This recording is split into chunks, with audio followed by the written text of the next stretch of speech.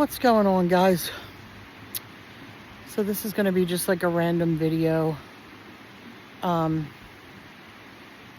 There's been a lot of weird weather here in Poconos, PA. Somewhere in Poconos, PA. I won't reveal my location.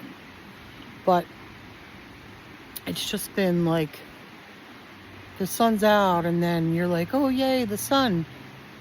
And you know, it'll say like it's not going to rain for the next 4 days.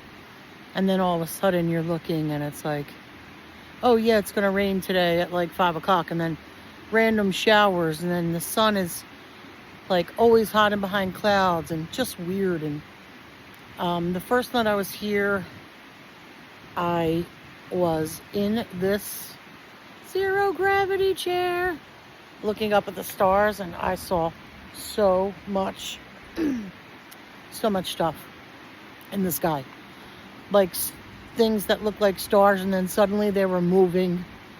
I did record them. I may or may not post what I caught on camera, but it is very beautiful here. We did venture out here and there the last couple days, but it's so nice that you don't even need to go anywhere. But like, the sky is just like that ridiculous.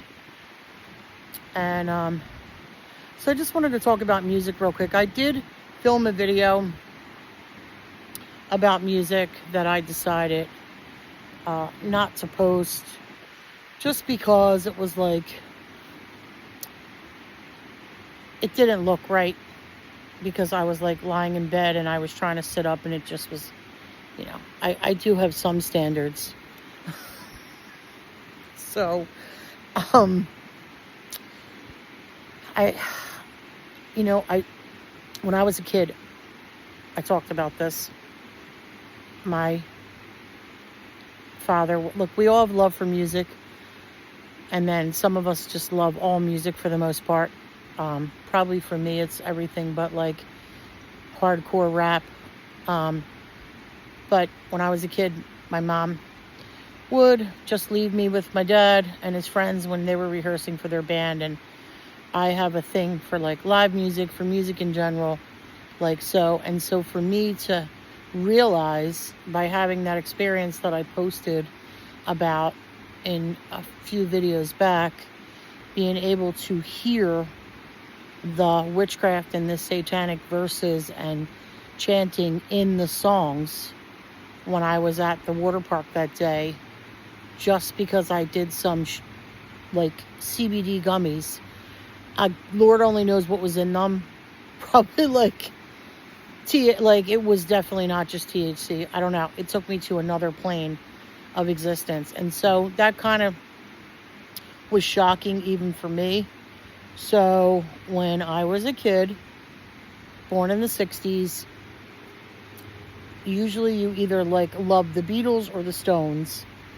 If you were like my dad's age. My dad had me when he was 19. So I grew up with that music, but my dad was swayed more toward the Beatles, although he loved the Stones too.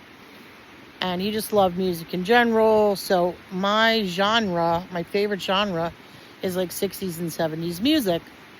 And I know I spoke with you guys about getting really deep into research about the CIA connection, the military connection, and the hippies movement, and the musicians, and how all of those musicians' parents were high-ranking military officials. And so I wanted to talk a bit about the Beatles, because yes, they were my favorite band when I was 5 years old. Actually, I think, looking back at the date, I think I might have already turned 6, but it doesn't matter. My dad took me to, I think it was Madison Square Garden, to see the concert for Bangladesh with all his friends and me. And it was by far my favorite childhood memory. And there's not many people that are my age that can say they saw 2 of the Beatles. So it was a pretty big deal. And again, my favorite, no, YouTube, childhood memory.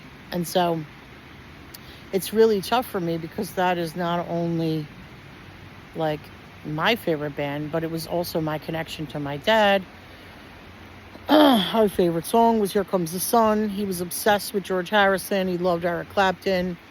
You know, I got to see, if you don't know what the concert for Bangladesh was, you should look it up. It was a benefit concert that George Harrison threw in the early 70s.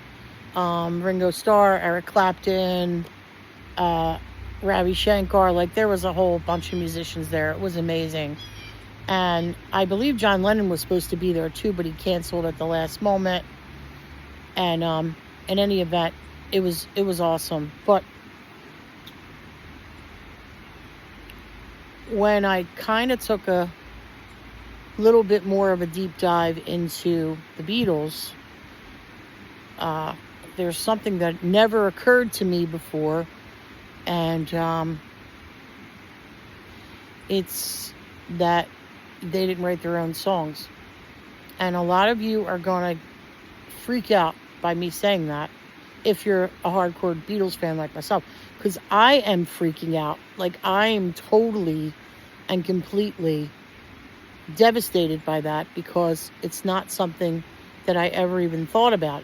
I knew that they were involved in shit, and I knew that John Lennon wanted to blow the hole on all of it, and so I knew that much. But for me to contemplate that there was some warlock working at the Tavistock Institute that wrote the lyrics to their songs is a whole nother level of, I do believe they wrote some of those songs, for sure, but there were a lot of them that had spells and witchcraft. And you guys know they were big into Aleister Crowley. Look at the Sgt. Pepper's album cover. You'll see a lot of stuff on there. And as far as, very quickly, I will briefly touch on Fall, the fake Paul McCartney. I always thought his voice was great. You know, back in the day, I thought he was a musical genius, loved the songs, but I never liked him as a human being.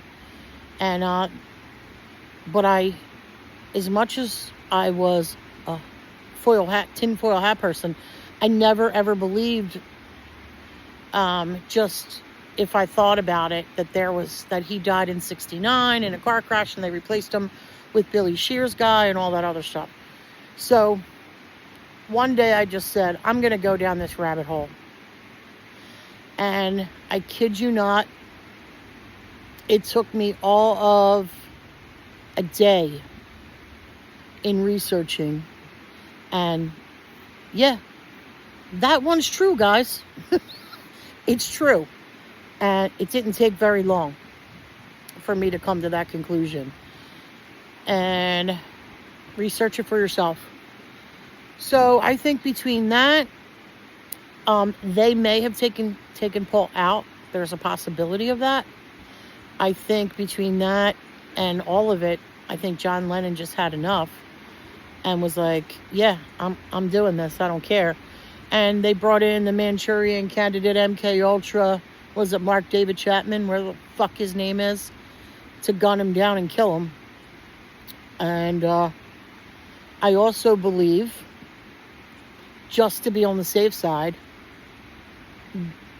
that they may have taken George Harrison out for good measure, because supposedly the reason that no one heard he had stomach cancer until after he died is because he had been recently diagnosed and it was not a large tumor. It was a very operable small, it was not a death sentence at all. And then all of a sudden he's dead. So, you know, here I am with, we know what these people do. They suicide you, whatever they do. I should probably not even say that word on here. This channel is for entertainment purposes only. So I don't know what I'm talking about. I'm just a stupid idiot. So, anyway. If they want to take this video down, they're going to take it down anyway. But I figured, what the hell? We'll throw that in there. And, so, my point is everyone has their favorite band, and some people will still defend them and go, oh no, not my band. They weren't involved in any of that shit. So, just to give a quick example, I talked about this, the Gulf of Tonkin, how the U.S. got involved in the Vietnam War, the false flag, the high-ranking military official that was involved in that was Jim Morrison's dad. So, there you go. You know, the father that he didn't speak to, all lies. All lies. Every one of them had military parents. Graham Parsons was from the Hershey family, Hershey's chocolate, originally. And then he was adopted by his stepfather, which then changed his name. They believe possibly the stepfather killed his mother. She was the sister of the Hershey fortune. So these people don't come from humble beginnings. Okay? And Mark Devlin wrote a book called No One's Dad's a Plumber for a reason. Because no one's dad is a plumber. And anyway, I think it's music's a really hard hit, right? Because everyone gets their vibe up. Everyone feels good listening to their favorite song, but you gotta be careful. And here's my take on it. If you know what is up, if you know that, yes, they're putting witchcraft in these songs, especially the songs from the 60s. Like, people think, oh no, this is something new that Diddy did it. And no, this has been going on a very long time. Really longer than the 60s. So, like, these people, these social engineer masons or whatever that do this stuff, I think once you become fully aware of it and you accept it for reality, I don't think that stuff can affect you anymore. And that's what they're scared of. I think our awareness is what they're afraid of. It is fucking raining again. Do you believe this shit? Like, what the hell? Tomorrow we're going to waterfalls, and it's saying it's not going to rain again tomorrow. And I was going to go home tomorrow morning, but now, since this is cutting into my mini vacay, I'm going to have to stay here a little bit longer and go to the waterfall tomorrow and eat some breakfast and before I head back and jump right into work, just like they like us working, which is why a lot of times I only make these videos on the fly. And when I have like time like this to actually do it, when I have a little bit of free time. But yeah, so I don't know. What do you guys think?